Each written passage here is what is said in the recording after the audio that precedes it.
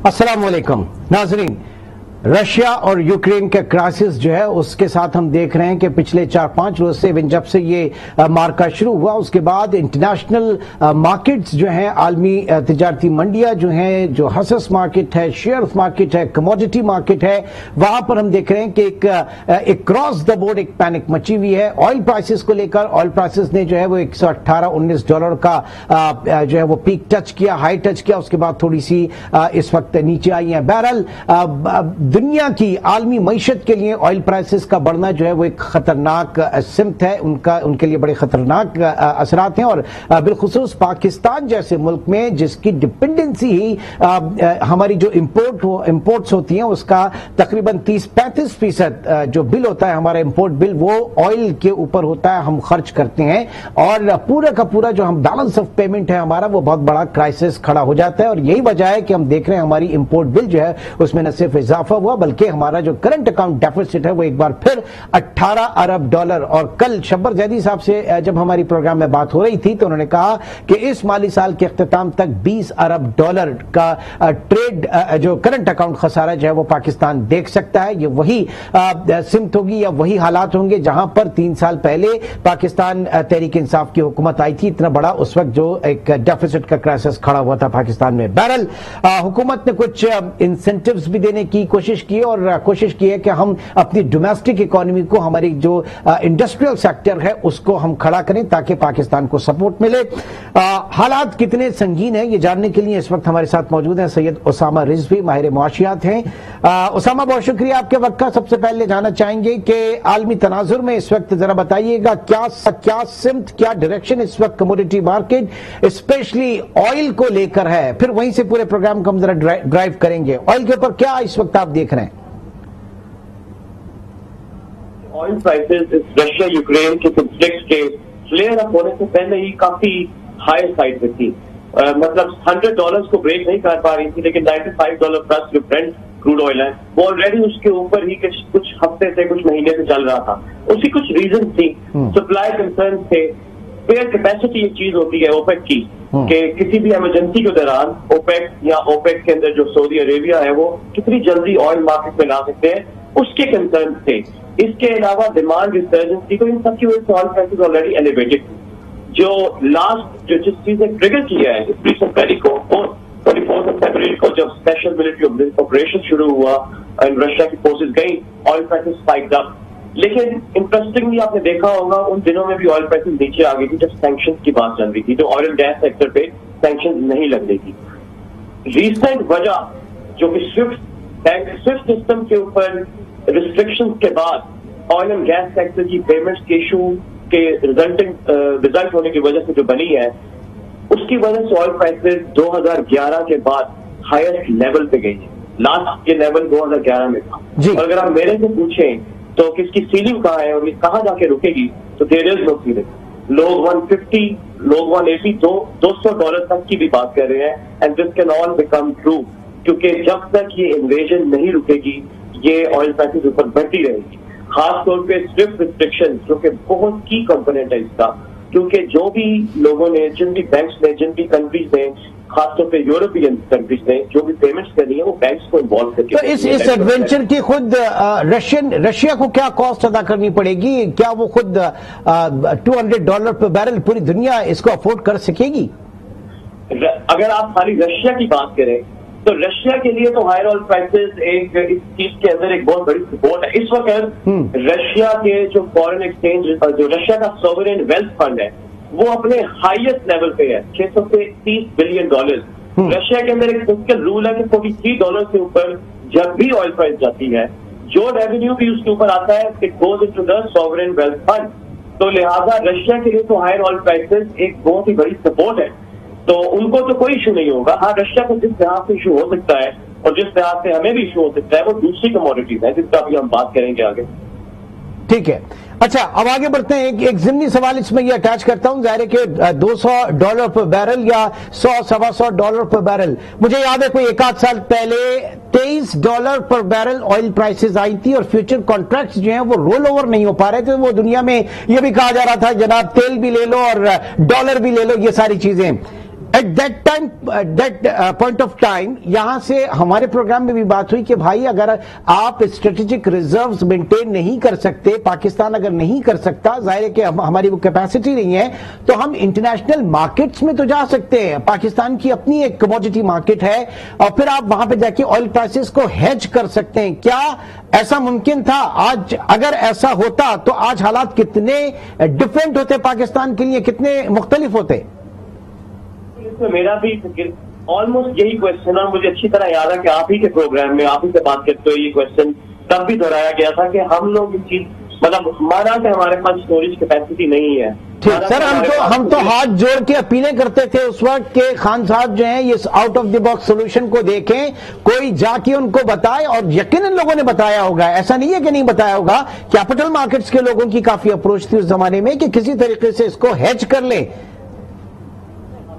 जाए और पैसे भी ले लें। ये लास्ट 2020 फरवरी में ऑयल प्राइस नेगेटिव का मतलब ये था कि लोग पैसे दे के ऑयल दे रहे थे जी कस्टमर्स को, पहली बात। तो ऑफकोर्स मतलब मैं ये नहीं कहूंगा कि अभी तक आज तक ऑयल प्राइसेस हेज हो सकती थी।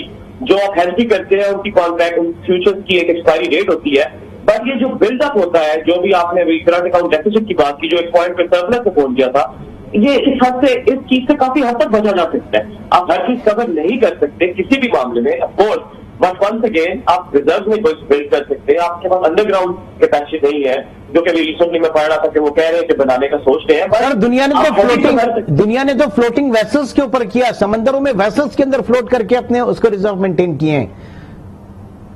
जो एम्पायर स्टेट बिल्डिंग है ना न्यूयॉर्क के अंदर, यूएस में, उस साइज की फ्लोटिंग वेसल्स है, और ये मुल्कों पर छोड़े ट्राइफ्यूगर कंपनी है, तो उन लोगों ने उस वक्त उतनी बड़ी बड़ी वेसल हायर करके अपना ऑयल खरीद उसमें रख दिया था। यू कैन इमेजिन कितना प्रॉफिट कमाया होगा। हाउएवर इस तरह करने के लिए भी तो पैसे चाहिए जी, और ये तो हमारे लिक्विडिटी के इश्यूज तो वही होते हैं ना। सही, तो लिक्विडिटी के इश्यूज की वजह से आपके काफी हाथ बन जाते हैं। ठीक है, अब पाकिस्तानी इकोनॉमी में जरा इसको ट्रांसलेट करते हैं। आप देखें कि 2011-12 की जब आप बात कर रहे हैं, जब मेरे ख्याल से $140 पर बैरल या ऑयल प्राइसेस थी, तो तब भी हमारे यहाँ पेट्रोल इतना महंगा नहीं था जितना पाकिस्तान में आज है। गो के हुकूमत ने एक रिलीफ दिया, लेकिन ये रिलीफ क्या हुकूमत इसको सस्टेन कर पाएगी, और अल्टीमेटली कितना बड़ा बर्डन आएगा, डेट बर्डन आएगा हुकूमत के ऊपर अगर वो उसको सस्टेन करने की कोशिश भी करती है? देखिए, मैं अब आपको थोड़ा डिटेल में आंसर दूं। दो चीजें हैं। पाकिस्तान 80% अपनी फ्यूल की रिक्वायरमेंट इंपोर्ट करता है। आपने ये भी बताया, हम सबको पता है, इंपोर्ट बिल्कुल 30% हिस्सा एनर्जी का है। इस सब को हम लोगों की जो ऑयल कंजम्पशन है डेली की, उसका हम लोग 60% तो हम लोग बना ही नहीं पाते। हमारा तो इतना प्रोड्यूस नहीं होता। मेरे सामने फिगर्स भी चल रही है। रिसेंटली ये आज की खबर है, हम जो ऑयल इंपोर्ट करते हैं, वो जो ऑयल के डिफरेंट ग्रेड्स हैं, वो मिडिल ईस्ट से आता है, राइट?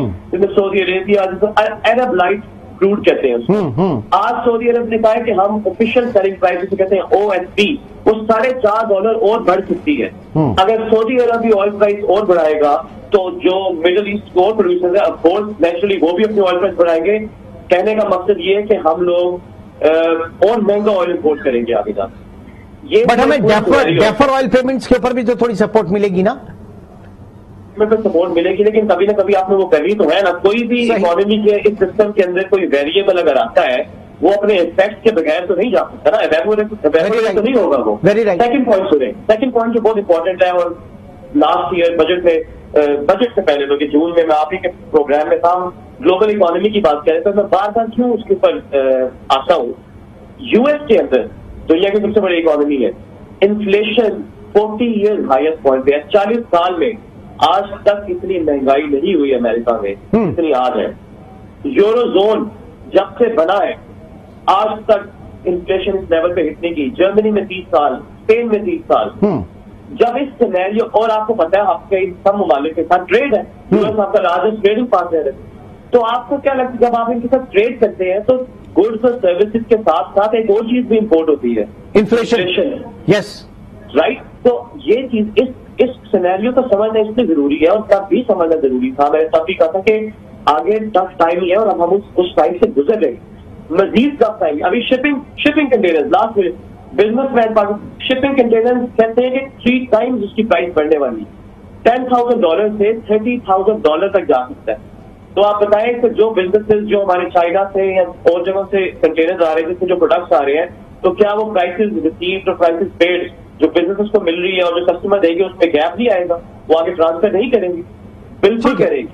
तो यानी ट्रेड डेफिसिट जो है वो पाकिस्तान के लिए बहुत बड़ा इस वक्त एक चैलेंज है, बहुत बड़ा चैलेंज। ये वे आउट क्या है? कुछ ना कुछ तो होगा वे आउट। देखें, मैं ऑनेस्टली अगर आप मेरे से पूछे, अभी ना मुझे पता है ना ही दुनिया की सबसे बड़ी इकोनॉमी को इस वक्त पता है सबसे डील कैसे करना है।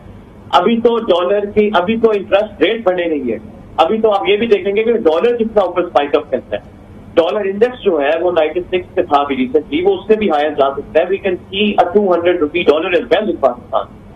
तो अभी तो मैं आप हल की तरफ जा रहे हैं, मैं तो सोच रहा हूँ कि अभी मजीद जो बुरा होना है उसको कैसे रोकना है। ओह, तो इसका मतलब है कि आप ये जो monetary policy, coming monetary policy है, उसमें रीड कर रहे हैं, आप सेंस कर रहे हैं पॉलिसी रेट बढ़ता हुआ? वे न्यूजीलैंड, यूएस की फेड ने कहा है, बल्कि लोगों ने 7 टाइम जितनी बार वो मिलते हैं साल में, उस सभी बार लोग पीपल हैव डिस्काउंटेड के वो इंटरेस्ट रेट बढ़ाएंगे। अगर वो बढ़ाएंगे तो ऐसे हो नहीं सकता ना कि आप ना बढ़ाएं। ये तो इकोनॉमिक पॉलिसी का रूल है कि लेकिन जब हम वेस्ट की बात करते हैं और अपनी इकोनॉमी को देखते हैं तो भाई बड़ा फर्क आता है। पाकिस्तान में तो हम एग्रीगेट डिमांड कर्टेल करने के लिए चीजों को इसलिए महंगा करते हैं कि लोगों की हौसला शिकनी हो उनको खरीदने की। लिहाजा हमारा मसला डिमांड साइड का नहीं, हमारा तो सप्लाई कंस्ट्रेंट साइड का है। यूएस की बात करें, वेस्ट की बात करें, वहां पर तो डिमांड साइड का मसला है इन्फ्लेशन में। ये एक बहुत बड़ा फर्क है दोनों मईशतों में। ऐसा है, लेकिन वंस अगेन जो डिमांड साइड का मसला उसको आप डिस्काउंट नहीं कर सकते, वो एक बहुत बड़ा फैक्टर है। अभी रिसेंटली आपने बात की है कि इमरान खान ने ये गवर्नमेंट ने 10 रुपीज पेट्रोल प्राइसेस कम कर दी है। अच्छा। मैंने खुद लिखा भी था, मैं खुद एक्सपेक्ट भी कर रहा था, खबर भी आई थी। ठीक है, 9 रुपए कुछ पैसे आप मेरे साथ ही